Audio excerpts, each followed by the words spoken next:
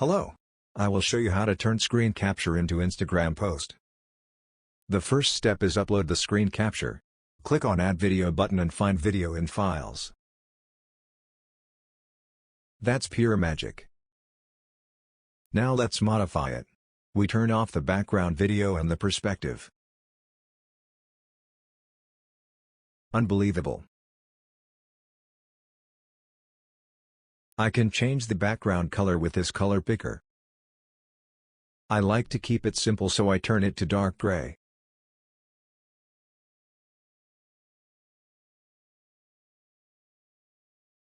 Love it.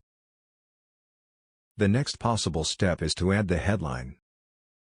I can rewrite the headline with the project name or web domain.